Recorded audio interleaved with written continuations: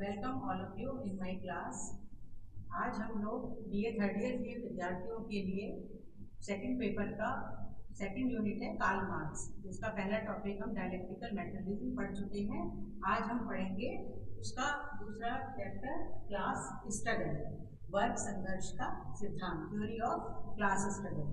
तो जैसा कि हम लोग जानते ही हैं कि कार्ल मार्क्स का नाम किसी भी परिचय का मोहताज नहीं है। कार्ल मार्क्स ऐसे विद्वान थे जिन्होंने कि हमेशा से ही वर्ग और वर्ग संघर्ष और डायलेक्टिकल मेटरलिज्म या सामाजिक परिवर्तन का सिद्धांत, इतिहास की भौतिकवादी व्याख्या, इस प्रकार के सिद्धांत दिए हैं जो कि आज तक भी हमारे समाज में पॉपुलर हैं। और आज भी जो भी मार्क्सिस्ट थ्योरी को मानने वाले लोग हैं वो कार्ल मार्क्स को पहचानते हैं। और कार्ल मार्क्स सिर्फ इकोनॉमिक्स के ही विद्यार्थी नहीं है, बल्कि वो तो हर सब्जेक्ट के ऊपर उनकी मास्टरी है और वो हर विषय के ऊपर अपना लिखते हैं।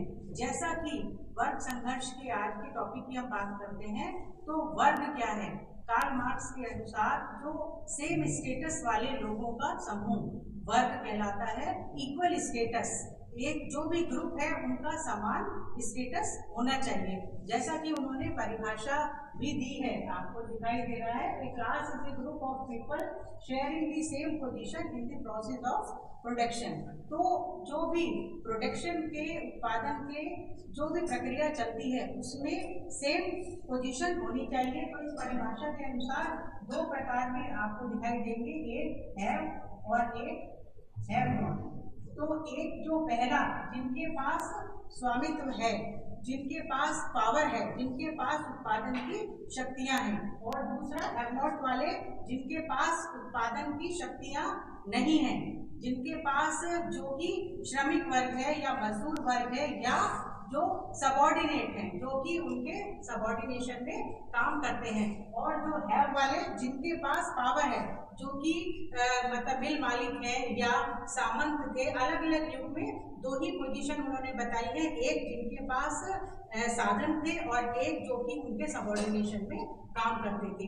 तो हैव और हैव नॉट, इसी के ऊपर ही सारा वर्ग संघर्ष का सिद्धांत जो है वो आधारित है। तो इसलिए जो कार्ल मार्क्स थे, हमेशा से उन्होंने कहा कि आज तक का जितना भी इतिहास रहा है वो हमेशा से ही वर्ग संघर्ष का इतिहास रहा है। कभी भी ऐसा नहीं हुआ कि जो जिस समय की सभी को समान अधिकार मिले हों। एक के पास पावर, जिसको बुर्जुआ क्लास भी उन्होंने कहा है, और एक उनके अंडर में काम करने वाले लोग, चाहे वो गरीब मजदूर हो, चाहे वो दास युग हो, और चाहे वो श्रमिक वर्ग हो, कहीं ना कहीं, या किसान हो, तो कहीं ना कहीं उसके अंडर में काम करने वाले लोग, एक के पास पावर और एक के पास पावर नहीं। कार्ल मार्क्स ने अपना यह जो सिद्धांत है, कम्युनिस्ट मैनिफेस्टो, उनकी बहुत प्रसिद्ध पुस्तक है, जिसको कि उन्होंने जो एड्रिक एंजल्स थे उसके साथ मिलकर इन्होंने इस पुस्तक को लिखा है। और उस पुस्तक में भी उन्होंने ये लिखा है कि जो अगली चार चीज है हमारा, क्लास इन इटसेल्फ और क्लास फॉर इटसेल्फ। तो इन इटसेल्फ में व्यक्ति को पता होता है कि वो ओनर है, व्यक्ति को पता होता है कि वो श्रमिक है। तो यहाँ पर उसको सब्जेक्टिव नहीं लिया उन्होंने, उसको उसके ऊपर किसी चीज का दबाव नहीं है, बल्कि उस जो श्रमिक है उसको मालूम है कि उसकी स्थिति हैव नॉट वाली है, उसके पास कुछ भी नहीं है। सिर्फ इतना है इस वाला क्लास इन इटसेल्फ में कि व्यक्ति को पता होता है कि वो ओनर है, वो पूंजीपति है, वो मिल का मालिक है, और सिर्फ उसको जानकारी है। और क्लास फॉर इटसेल्फ, यहाँ पर उसके अंदर क्या आएगा? कॉन्शियसनेस आएगी, कॉन्शियसनेस की भावना आएगी, उसके अंदर वो चीज आएगी कि मेरे क्या क्या, अगर मैं मजदूर हूँ तो मजदूर मतलब होने से उसको कोई तकलीफ नहीं है। मजदूर को अगर बाय बर्थ पैदा हुआ है तो उस चीज से उसको कोई तकलीफ नहीं होती है, बल्कि बस उसको पता है कि मैं मजदूर हूँ। पर क्लास फॉर इटसेल्फ में उसको कॉन्शियसनेस जागृत हो जाती है कि यहाँ पर उसको ये पता होना चाहिए कि मेरे क्या क्या अधिकार हैं और मेरे क्या क्या अधिकार होने चाहिए। तो कार्ल मार्क्स कहते हैं क्लास इन इटसेल्फ से क्लास फॉर इटसेल्फ तक का सफर ही जो है वो मजदूर के अंदर कॉन्शियसनेस को जागृत करता है। ये चीज उन्होंने कम्युनिस्ट मैनिफेस्टो जो भी उनकी पुस्तक थी उसमें उन्होंने इस चीज को मेंशन किया है। फिर उन्होंने कहा कि मेरे को जो अगर मजदूर है तो वो ग्रीडी नहीं है, उसको उसका अधिकार जो है वो मिलना चाहिए, उसको जो कुछ भी है उसके वेजेस या उसकी वो चीज जो कि उसका अधिकारी है वो चीज उसको मिलनी चाहिए। और उसके लिए उन्होंने कहा फॉल्स और ट्रू कॉन्शियसनेस। फॉल्स और ट्रू कॉन्शियसनेस क्या होती है कि उसमें व्यक्ति जो है, मान लीजिए फॉल्स, अगर कोई व्यक्ति किसी चीज में सक्सेस हो गया है तो वो सक्सेस अगर वो हो गया है तो उस ये जो हमारी व्यवस्था का पार्ट है कि अगर वो किसी एग्जाम में, सपोज एक एग्जाम्पल दे सकते हैं कि अगर वो किसी एग्जाम में पास हो गया है तो उसको कहते हैं कि सिस्टम का पार्ट है, क्योंकि उस सिस्टम ने उसको इस प्रकार की अपॉर्चुनिटीज दी कि उसने वो जो इस कोचिंग का सहारा लेकर या इतनी अच्छी पुस्तक का सहारा लेकर वो इस एग्जाम में सक्सेस हुआ और उसने वो पद अचीव किया, चाहे वो IAS हो, RAS हो, RJS हो। और अगर वो फेल हो गया, सपोज फॉल्स में कॉन्शियसनेस में अगर वो फेल हो गया तो उसको कहा जाएगा कि उसने तैयारी अच्छे से नहीं की होगी, उसने अपना जो है ना किसी भी प्रकार के एग्जाम में कहीं ना कहीं उसने पूरे जो क्वेश्चंस थे उन क्वेश्चंस को उसने पूरा जो है अच्छे से अटेम्प्ट नहीं किया होगा। तो कार्ल मार्क्स कहते हैं कि व्यक्ति के अंदर फॉल्स जो है वो उससे निकले और वो जो है ट्रू कॉन्शियस है, उसको अपने अधिकारों का पता होना चाहिए। तो अगर वो क्लास इन इटसेल्फ से जो क्लास फॉर इटसेल्फ है यहाँ पर उसको अपने जितने भी अधिकार हैं, श्रमिक को जितने भी उसके अधिकार हैं उनके बारे में जानकारी होनी चाहिए, उनके उसको कितना वेजेस मिलता है। और सबसे बड़ी बात है कि यहाँ पर उन्होंने कहा कॉन्शियसनेस मतलब ट्रू कॉन्शियसनेस तब आएगी जबकि मजदूर को जो अपने अधिकारों के प्रति या उसका जो लीडर होता है उन लीडर के सबऑर्डिनेशन में काम करके वो अपने वेजेस को बढ़ाने के लिए, अपने बच्चों के अधिकारों का प्रयोग करने के लिए, अपने लिए स्कूल की या कॉलेज की फीस के बारे में या अन्य अपने जीवन के अच्छे लाइफस्टाइल को बढ़ाने के अधिकारों की बात करता है तो वो कॉन्शियसनेस की बात आती है। अदरवाइज वो हमेशा ही हैव नॉट वाली स्थिति में रहेगा। तो कार्ल मार्क्स कहते हैं कि जैसे जैसे समाज में इस प्रकार की व्यवस्था बढ़ती चली जाएगी तो समाज में जो है वो, इसको उन्होंने एक एग्जाम्पल से भी बताया है, जैसे कि ये देखिए, ये एग्जाम्पल में जो ये वाली स्थिति है, ये स्थिति, तो ये जो है ये अमीर वर्ग जो रिच है और जो कि ओनर है, इसको उन्होंने ओनर शब्द का प्रयोग किया है कि जो ओनर है उसके पास सारी संपत्ति है और वो सारे जितने भी उत्पादन की शक्तियां हैं उनका स्वामी होता है। और यहाँ पर जो है ये लोअर क्लास है, श्रमिक वर्ग है, मजदूर वर्ग है जो कि इन सारी चीजों का अधिकारी नहीं है। तो कार्ल मार्क्स कहते हैं कि ये जो बुर्जुआ वर्ग है, जो अमीर वर्ग है, ये बुर्जुआ वर्ग जो है वो और भी ज्यादा अमीर होता चला जाता है। जैसे जैसे उत्पादन की शक्तियों में एक मिल खोली उसने तो एक के बाद फिर उसको इतना प्रॉफिट होता है कि वो उससे दूसरी मिल खोलता है, तीसरी मिल खोलता है, तो वो तो अपनी स्थिति को बढ़ाता चला जाता है। और ये बुर्जुआ क्लास जो है वो और ज्यादा, जो पूंजीपति है वो और ज्यादा अमीर होता चला जाता है, और ज्यादा अमीर होता चला जाएगा। और जो ये श्रमिक वर्ग है, लोअर क्लास जो है, हैव नॉट वाला वर्ग जो है वो और गरीब और गरीब और गरीब होता चला जाएगा। तो इससे क्या होता है, और बीच में जो मिडिल क्लास है वो मिडिल क्लास के बारे में कार्ल मार्क्स ने कोई विशेष चीज नहीं दी, उन्होंने सिर्फ दो ही वर्ग बताए हैं। तो ये जो मिडिल क्लास है, या तो वो अगर उसके पास स्वामित्व नहीं होगा तो या तो वो नीचे जाएगा और लोअर क्लास में जाएगा, और अगर उसके पास अच्छा कोई मतलब उसको कोई अपॉर्चुनिटी मिल गई या उसके बच्चे पढ़ लिख गए अच्छे से तो वो ऊपर की तरफ जाएगा। तो उन्होंने दो ही क्लास बताई है, या तो जो मध्यम वर्ग में से भी धीरे धीरे, मध्यम वर्ग का उन्होंने प्रयोग ही नहीं किया, उन्होंने कहा कि जो पूंजीपति है वो और अमीर होता चला जाएगा, तो जो छोटा पूंजीपति है वो अच्छे बड़े पूंजीपति की श्रेणी में आता चला जाएगा।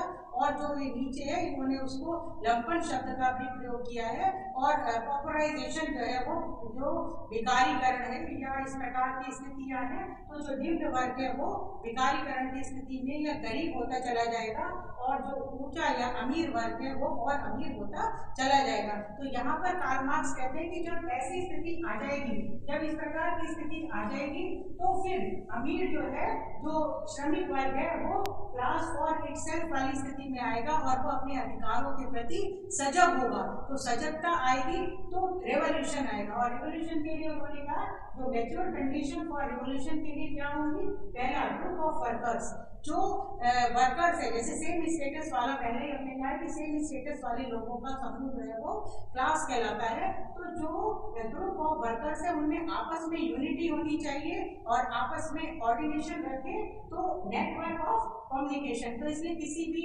रूप में उनका आपस में कम्युनिकेशन होना चाहिए, चाहे वो किसी भी माध्यम से हो, चाहे वो भाषण के माध्यम से हो, चाहे वो मोबाइल के माध्यम से हो, या किसी भी माध्यम से उनको आपस में नेटवर्किंग बहुत तगड़ी होनी चाहिए। और प्रॉपर आइडियोलॉजी, और प्रॉपर आइडियोलॉजी कैसे होगी कि लीडरशिप जो है उनकी अच्छी हो।